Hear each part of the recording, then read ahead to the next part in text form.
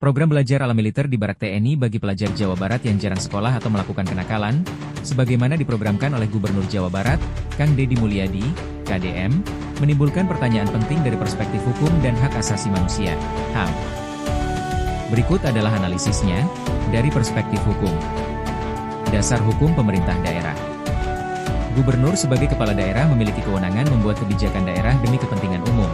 UU Nomor 23 Tahun 2014 tentang Pemerintahan Daerah. Namun, kebijakan itu harus sesuai dengan hukum nasional dan tidak boleh melanggar hak konstitusional warga negara, termasuk anak-anak. Perlindungan anak.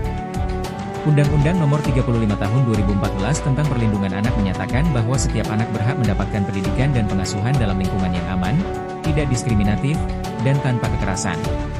Penempatan siswa ke barak militer harus memastikan tidak ada bentuk kekerasan fisik, psikologis, atau perlakuan yang merendahkan martabat anak. Hak atas pendidikan.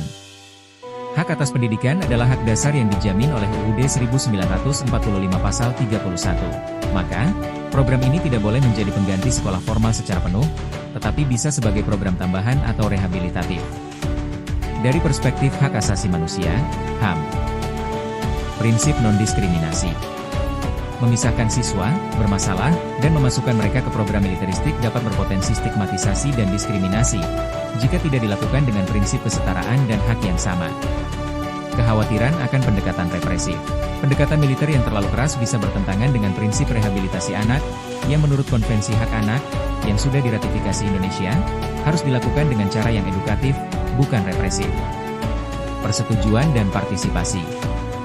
Anak dan orang tua harus memberikan persetujuan atas keikutsertaan dalam program. Pemaksaan tanpa persetujuan dapat dianggap sebagai pelanggaran hak sipil anak. Catatan kritis dan rekomendasi. Jika pendekatan ala militer ini bersifat edukatif, misal, pelatihan disiplin, kerja tim, kepemimpinan, tidak melibatkan kekerasan fisik maupun verbal, bersifat sukarela atau dengan persetujuan orang tua dan anak, didampingi oleh psikolog, pendidik, dan pihak perlindungan anak, maka program ini bisa menjadi alternatif rehabilitasi karakter yang sah secara hukum dan HAM.